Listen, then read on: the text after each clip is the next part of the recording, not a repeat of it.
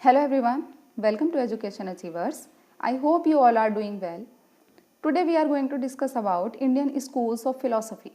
Indian Schools of Philosophy को 2 parts में divide किया गया है. एक होता है आस्तिक, एक होता है नास्तिक, ऑर्थोडॉक्स और हेटेरोडॉक्स. अब ऑर्थोडॉक्स और हेटेरोडॉक्स का मतलब क्या है और ऑर्थोडॉक्स के अंदर कौन से स्कूल्स आते हैं, कौन सी फिलॉसफीज आती हैं, एंड नास्तिक स्कूल जो हेटेरोडॉक्स है उसके अंतर्गत कौन कौन सी फिलॉसफी आती हैं, इन सब चीज़ों के बारे में हम डिस्कस करेंगे. और अगर आपको ये वीडियो थोड़ी सी भी हेल्पफुल लगे तो प्लीज़ वीडियो को लाइक ज़रूर करना और चैनल को सब्सक्राइब भी करना ताकि आपको ऐसी ही हेल्पफुल वीडियोस आगे भी टाइम पर मिल सकें. चलिए लेट्स स्टार्ट. सबसे पहले हम देखते हैं कि स्कूल्स ऑफ फिलॉसफी होता क्या है. Indian schools of philosophy, school of philosophy का मतलब क्या है. तो एक पर्टिकुलर विचारधारा के मानने वाले लोग, उनको हम एक स्कूल में रखते हैं, एक स्कूल ऑफ फिलॉसफी के अंतर्गत रखते हैं. जैसे न्याय फिलॉसफी है, न्याय स्कूल्स ऑफ फिलॉसफी है, तो न्याय फिलॉसफी को मानने वाले जितने भी लोग हैं उन सबको हम न्याय स्कूल्स ऑफ फिलॉसफी के अंतर्गत रखते हैं. ऐसे ही कुछ लोग योगा फिलॉसफी को मानते हैं, कुछ लोग सांख्या को मानते हैं. तो जो लोग जिस विचारधारा को मानते हैं उनको उसी विचारधारा के अंतर्गत रखा जाता है और उसको एक पर्टिकुलर स्कूल का नाम दिया जाता है. इसलिए ये अलग अलग पार्ट्स में डिवाइड है, Indian schools of philosophy. Indian schools of philosophy को बेसिकली 2 पार्ट्स में हम डिवाइड करते हैं. एक होता है आस्तिक, एक होता है नास्तिक. आस्तिक को हम कहते हैं ऑर्थोडॉक्स और नास्तिक को हम कहते हैं हेटेरोडॉक्स. अब ऑर्थोडॉक्स का क्या मतलब है. अगर हम नॉर्मली देखते हैं तो आस्तिक को हम मानते हैं कि जो कि धर्म में विश्वास रखता है और नास्तिक को हम मानते हैं जो धर्म में विश्वास नहीं रखता. लेकिन यहाँ थोड़ा मतलब इससे थोड़ा अलग है. आस्तिक या ऑर्थोडॉक्स का मतलब होता है वो लोग जो वेदों को मानते हैं, वेदों पर बिलीव करते हैं, उनको हम रखते हैं आस्तिक स्कूल के अंदर. यानी जो लोग वेदों में बिलीव रखते हैं, वेदों को मानते हैं, वो होंगे आस्तिक. और जो लोग वेदों को नहीं मानते हैं उनको कहते हैं नास्तिक. तो ये जो आस्तिक और नास्तिक का कॉन्सेप्ट है ये धर्म से रिलेटेड नहीं है, ये वेद से रिलेटेड है. अगर वेद को मानते हैं तो आस्तिक, वेद को नहीं मानते हैं तो नास्तिक. ऑर्थोडॉक्स और हेटेरोडॉक्स. अब ऑर्थोडॉक्स के अंतर्गत कौन कौन से स्कूल्स आते हैं, यानी जो वेदों को मानते हैं, जो फिलॉसफीज, जो इंडियन फिलॉसफीज वेदों को मानती हैं यानी आस्तिक, वो कौन कौन सी हैं. तो सबसे पहली है न्याय फिलॉसफी. सबसे पहली है न्याय फिलॉसफी. उसके बाद है योगा, उसके बाद है सांख्या, वैशेषिका, पूर्व मीमांसा एंड वेदांता, जिसको हम उत्तर मीमांसा भी कहते हैं. ये क्वेश्चन भी पूछा गया है कि उत्तर मीमांसा का दूसरा नाम क्या है या वेदांता को क्या कहा जाता है. वेदांता उत्तर मीमांसा के अंतर्गत आता है. ये है हमारे आस्तिक या ऑर्थोडॉक्स स्कूल. और नास्तिक हम देखते हैं, नास्तिक में कौन कौन आता है. बुद्धिज्म, जैनिज्म, चार्वाका एंड अजीविका. ठीक है, तो ये BCJA से याद रख सकते हो आप नास्तिक स्कूल को, BCJA, या फिर कोई और भी निमोनिक बना सकते हो. अगर हम निमोनिक्स के थ्रू चीज़ों को याद रखते हैं तो वो हम भूलते नहीं हैं, एग्जाम में भी हमें कन्फ्यूज़न नहीं रहता है. तो ये हैं हमारे आस्तिक स्कूल्स और ये हैं हमारे नास्तिक स्कूल्स. ओके, अब हम आगे बढ़ते हैं. अब हम देखते हैं कि जो हमारे नास्तिक स्कूल्स हैं, ये हेटेरोडॉक्स जो हैं, सबसे पहले उनकी बात करते हैं हम. जो बुद्धिज्म स्कूल है जिसको हम नास्तिक के अंतर्गत रखते हैं, उसके प्रोपाउंडर या फादर कौन माने जाते हैं.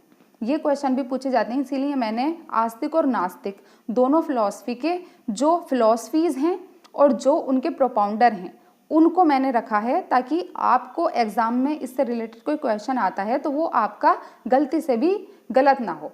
ओके, तो बुद्धिज्म के जो प्रोपाउंडर माने जाते हैं वो माने जाते हैं सिद्धार्थ गौतमा. एंड जैनिज्म के कौन माने जाते हैं. जैनिज्म के माने जाते हैं भगवान महावीरा को कहा जाता है जैनिज्म का प्रोपाउंडर.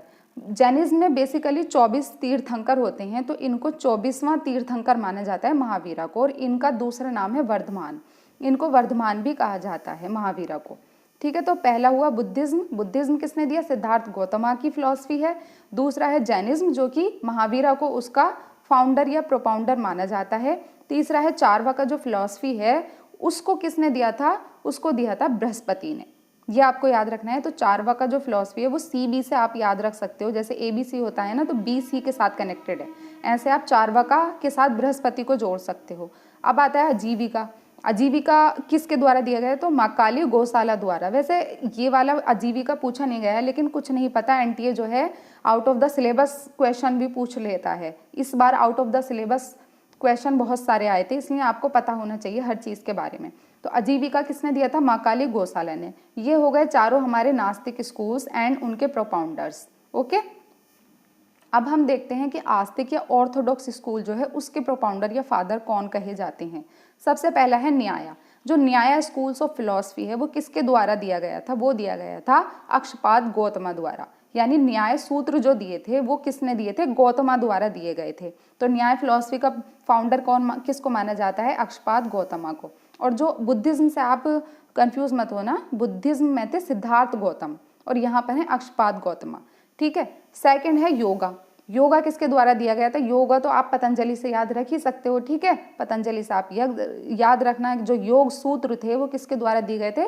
पतंजलि द्वारा दिए गए थे। इसलिए योगा का जो फाउंडर माना जाता है वो पतंजलि, महर्षि पतंजलि को माना जाता है। तीसरा है सांख्या। सांख्या किसके द्वारा दिया गया था? सेज कपिला द्वारा जो है सांख्या दिया गया था। ओके, एस के से आप याद रख सकते हो और एस के। ठीक है। 4 है वैशेषिका। वैशेषिका किसके द्वारा दिया गया था? कनाडा कश्यप। कनाडा कश्यप द्वारा दिया गया था वैशेषिका। ठीक है। और सेज कपिला ने क्या दिया था? सांख्य सूत्र दिया था। इसलिए सांख्या का जो फाउंडर है वो सेज कपिला को माना जाता है और वैशेषिका का कनाडा कश्यप। 5 है पूर्व मीमांसा। पूर्व मीमांसा किसके द्वारा दिया गया था? ऋषि जामिनी। ये बहुत बार मल्टीपल टाइम्स रिपीटेड क्वेश्चन है। पूर्व मीमांसा किसके द्वारा दिया गया था? ऋषि जामिनी द्वारा। एंड उत्तर मीमांसा जिसको हम वेदांता भी कहते हैं, इसकी अलग अलग कैटेगरीज हैं। ठीक है। वेदांता में कोई एक नहीं है, वेदांता को 6 पार्ट में डिवाइड किया गया है, वेदांता फिलॉसफी को, और उन 6 पार्ट को अलग अलग लोगों ने दिया है जिसको हम आगे देखते हैं। वेदांता फिलॉसफी को 6 पार्ट में डिवाइड किया गया है। फर्स्ट है अद्वैत, फिर है विशिष्ट अद्वैत, थर्ड है द्वैत, 4 है द्वैत अद्वैत, 5 है शुद्ध अद्वैत एंड 6 है अचिंत्य भेदा अभेदा। इनके नाम और इनके जो प्रोपाउंडर हैं वेदांता फिलॉसफी में, आपको एक क्वेश्चन इससे हर बार मिलेगा। 101% आपको क्वेश्चन मिलेगा इस फिलॉसफी से, वेदांता फिलॉसफी से। ये आपको याद रखना है। ये अगर आपका पेपर 2 एजुकेशन है, यूजीसी नेट पेपर 2 एजुकेशन है, तब भी हेल्पफुल है। कोई और अगर एग्जाम की आप तैयारी कर रहे हो, किसी भी एग्जाम की जिसमें फिलॉसफी आता है, उसमें भी ये बहुत इंपॉर्टेंट है वेदांता के बारे में। अगर आप IAS PCS की तैयारी कर रहे हो, UPSC की तैयारी कर रहे हो, किसी भी एग्जाम के लिए ये बहुत इंपॉर्टेंट है। अद्वैत जो हमारी अद्वैत वेदांता किसके द्वारा दिया गया था? आदि शंकरा द्वारा। अद्वैत वेदांता के प्रोपाउंडर या फाउंडर कौन थे? आदि शंकरा। और दूसरा है विशिष्ट अद्वैत। विशिष्ट अद्वैत से कई बार क्वेश्चन आया, खास तौर से education paper 2, UGC net paper 2 education में ये पूछा जाता है कि विशिष्ट अद्वैतवाद जो है वो किसके द्वारा दिया गया था? तो उसके फाउंडर थे रामानुजा। 3 है द्वैत। जो द्वैत वेदांता का जो कॉन्सेप्ट है वो किसके द्वारा दिया गया था? वो दिया गया था माधवाचार्य द्वारा। फिर 4 है द्वैत अद्वैत। द्वैत अद्वैतवाद किसके द्वारा दिया गया था? निम्बार्का द्वारा दिया गया था द्वैत अद्वैत। 5 है शुद्ध अद्वैत। शुद्ध अद्वैत किसके द्वारा दिया गया था? वल्लभाचार्य द्वारा। वल्लभाचार्य इसके फाउंडर थे। 6 है अचिंत्य भेदा। अचिंत्य भेदा से आप चैतन्य महाप्रभु, इससे आप कनेक्ट कर सकते हो। अचिंत्य यानी कि चैतन्य, अचिंत्य यानी चैतन्य महाप्रभु। ठीक है, चैतन्य महाप्रभु इसके कौन थे? फाउंडर थे। इसको आप एक पेपर पे नोट करके, जहाँ पर भी आप पढ़ाई करते हो वहाँ पर आप उस पेपर को लगा सकते हो, या फिर अपने आसपास भी जहाँ पर आप ज़्यादा रहते हो वहाँ पर भी एक पेपर पर लिखकर इन सारे नाम को, और वहाँ पर अगर आप लगा लोगे 2-3 बार या 3-4 बार भी अगर आपने इसको एक बार देख लिया ठीक से, तो आपको ये याद हो जाएगा। ठीक है, ये रटने वाली चीज़ें होती हैं जिसको आपको बार बार रिवाइज करना होता है, तब याद हो पाती है। तो ये कॉन्सेप्ट आपको याद रखना है। ये एक छोटा सा कॉन्सेप्ट वीडियो था मेरी तरफ से, ताकि ऐसे इजी क्वेश्चन अगर आपके आएँ तो वो गलत ना हो। ठीक है, दैट्स ऑल फॉर टुडे। अगर आपको वीडियो थोड़ी सी भी हेल्पफुल लगी हो, प्लीज़ चैनल को सब्सक्राइब ज़रूर करना, लाइक करना वीडियो को, ताकि मुझे लगे कि हाँ मैं जो कर रही हूँ वो आपके लिए हेल्पफुल है काम। ठीक है, इसलिए आगे के लिए भी, आज के लिए बस इतना ही। Thank you so much.